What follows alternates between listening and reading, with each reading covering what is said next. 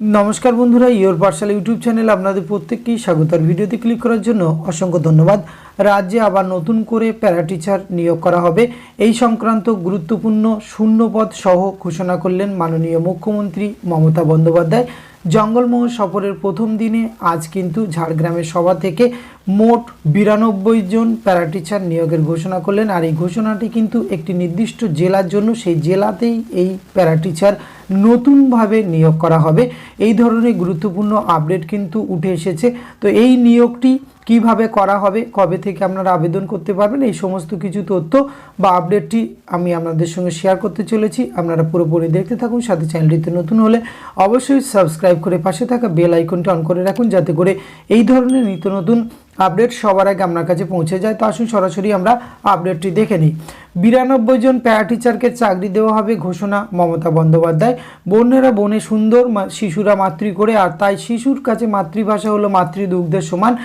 রাজ্যের শিক্ষাবিদরা বারবার আজই জানিয়েছেন বাংলা ছেলেমেয়েদের বাংলা ভাষাতে শিক্ষা দেওয়া হোক, আর সেটা ইংরেজিকে বাদ না রেখেই। কিন্তু দীর্ঘদিন কিন্তু বাম শাসনের সময়ে এই ইংরেজিকে অবহেলা করা হয়েছে, তার পরিপ্রেক্ষিতে পিছিয়ে পড়েছে।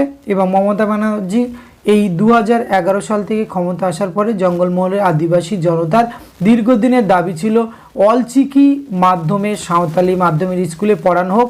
সেই দাবিকে কর্ণপাত করেনি বামেরা।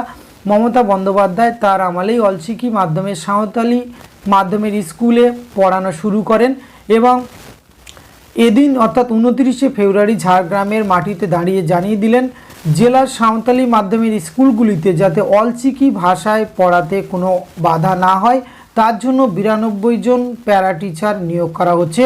এবং এই সিদ্ধান্তকে কিন্তু প্রত্যেকে স্বাগত জানিয়েছেন। এবং 3 দিনের সফরে উল্লেখযোগ্যভাবে প্রথমে পুরুলিয়া, তারপরে সভা করেন বাঁকুড়াতে। এদিন তার সভা ছিল ঝাড়গ্রামে। সেই সভা থেকেই তিনি একথা জানালেন, অর্থাৎ সাঁওতালি মাধ্যমের যে স্কুলে অলচিকি পড়ানো হয় সেখানে কিন্তু এই 92 জন প্যারা টিচার নিয়োগ করা হবে যাতে করে সাঁওতালি ভাষার পড়ানোর ক্ষেত্রে কোনো অসুবিধা না হয় এবং এই সমস্যা ধীরে ধীরে কাটিয়ে উঠতে পারে। অলচিকি লিপি মাধ্যমে পড়ানোর স্কুলের সংখ্যা বাড়ানো হচ্ছে পুরুলিয়া, বাঁকুড়া এবং ঝাড়গ্রামে। রাজ্যের অন্যান্য জেলাতেও এই সুবিধা চালু করা হচ্ছে, অর্থাৎ প্যারা টিচার কিন্তু আবার নতুন করে নিয়োগের সম্ভাবনা তৈরি হচ্ছে। অন্যান্য জেলাতেও কিন্তু শিক্ষক ঘাটতি রয়েছে। আপাতত কিন্তু 92 জন ওই অলচিকি মাধ্যমের স্কুলগুলিতেই কিন্তু নিয়োগ করার জন্য সম্পূর্ণভাবে তিনি সম্মতি বা শূন্যপদ ঘোষণা করে দিলেন। এছাড়া আরও অন্য সুযোগ সুবিধার কথা তিনি ঘোষণা করেন যে 141টি আশ্রম হোস্টেল, 30টি সেন্ট্রাল হোস্টেল তৈরি হয়েছে। আগে হোস্টেলের খাবার খরচ 1000 টাকা দেওয়া হতো, এখন 1800 টাকা করা হয়েছে। SC ST পড়ুয়াদের জন্য স্মার্ট কার্ড রয়েছে। এই ধরনের আরও উল্লেখযোগ্য ঘোষণা করা হয়। এখন অলচিকি মাধ্যমের এই প্যারা টিচার কিন্তু জেলা ওয়াইজ অর্থাৎ জেলা থেকে কিন্তু এটি বিজ্ঞপ্তি প্রকাশ করে স্কুল ওয়াইজ শূন্য পদে রিক্রুটমেন্ট করা হবে।